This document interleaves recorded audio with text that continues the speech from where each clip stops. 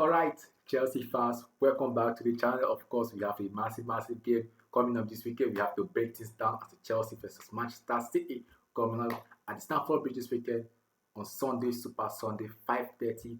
Be ready after service. We'll be going there to watch the game. I'll be back to give you some match reaction, players who impressed me the most. But first of all, we'll be talking about the team news, and of course, we have to discuss on what the journalist asked Liam Roseno today on his press conference. So let's dive into first of all the head-to-head start recent form for Chelsea. Chelsea has been with that game for the past 2 weeks now. After for the past 1 week now, after the demolition of Port Vale in the Emirates FA Cup, and of course Chelsea in their past 2 games now has not been like a really good game for them because the last time Chelsea scored was against PSG, that was in the Champions League, before they actually eventually won 7-0 at the Stamford Bridge against Port Vale.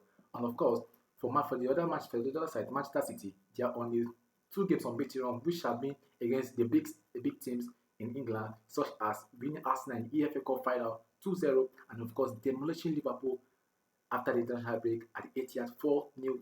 And then for Chelsea, of course, they will be posing this whole screen. The whole team will be in full flow because they are coming off the back of a 7-0 victory. And of course, so let's dive into what Liam Josino had to say in his press conference today.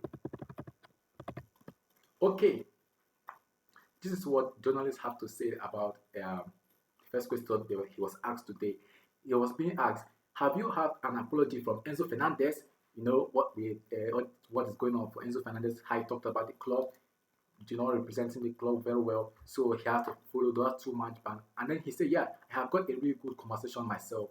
I had 3 or 4 with Enzo. He has apologized to me. He has apologized to the club, and we will deal with that after a massive game on Sunday." And then this was the second question he was being asked. How did the apology take place? And then this is the reply Liam Roseno gave to them. It is a serious meeting about something very serious. Enzo, I said from every single step along this way, I am not questioning Enzo's character. I am not questioning who he is as a person. I believe people make mistakes and you cannot overstep the punishment for the mistake. I think we have made a sanction. We made a decision. I made a decision, and what I want for Enzo is for him to come on here and have an outstanding career. And then this was what they have to. They look at what the journalists they're asking. Those people know they get sense. They say, "So you forgive and forget, but not forget just yet." He is still not going to play on Sunday. That was the question asked him. And then this was how Liam was going to have to reply as specific essence.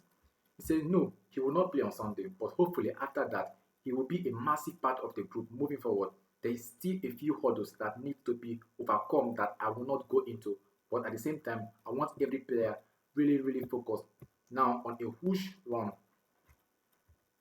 And the third question they asked him was, "But this is that not shooting yourself in the foot?" And then look at what he got the reply. He was like, "It's not about football. It's a team sport. It's not about individuals. It is not about shooting yourself in the foot. There are certain values and cultures that I believe in, that this club believes in, that makes the team stronger if you get that right. Get the culture of Chelsea. There's no player that is bigger than the club. You come, you follow the rules and regulations. You respect the club. Put Chelsea first. You put Chelsea first. You get belief. If you're not here, like the video and join the video, please like, subscribe to the channel, please. The chat shows that 98% of you watching my videos, you have not yet subscribed. Please help me click that subscribe button right there, please.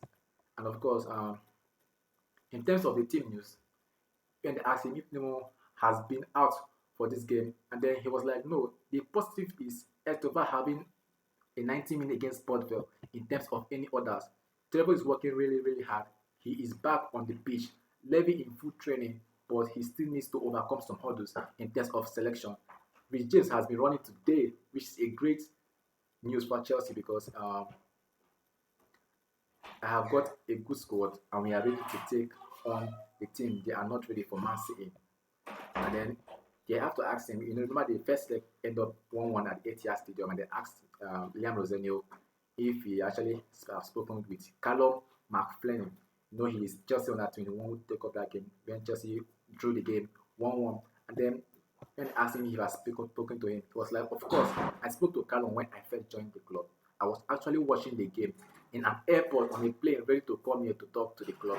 I thought their performance, especially in the second half, was outstanding. Obviously, we know what a fantastic team Manchester City are. World class players, an unbelievable coach, but we know if we put our game together, we get the game plan right, the mentality right, we can cause them problems. And then when they asked him about how much of an influence has Pep Guardiola been, it was like, whose respect? You can have respect. I don't have a big enough ego not to respect people. I think Pep influenced everyone in football. He is influenced the game and he has unbelievable coach. He is an unbelievable career, but no, I want my team to show what we are capable of on Sunday. And of course, when they asked him about and for those of you that don't know, Moses Caicedo will make his 100 Premier League appearances for Chelsea, and he was his reply. For me, he's one of the best defensive midfielder player, if not the best defensive midfield player in world football, because of his intelligence, his physicality, his technical quality, how he understands the game. He's going to be huge for us on Sunday. And of course, we all know for the Chelsea injury news, high has played out. Player like Rich James will not be available. Trigo Chaloba is back, but still has some process to go. And then same as Levy Kobe, he just came back from an ACL injury. We all know how hard to recover from such an injury. It's been an even when they asked Liam Rosenio on Rich James, it was like Rich James has been running today. Which I spoke earlier, and it was like I've got a good squad, and we are ready to take on Manchester City. So my take on this game is that everything favors Manchester City because they are picking up good form. We watch their recent games, how they have been playing. They have been impressive. And of course, if you want to check Chelsea head to head with Manchester City in their past five games, Manchester City have won four against Chelsea, and eventually Chelsea draw 1-1. So yeah, that's it for Chelsea Manchester City.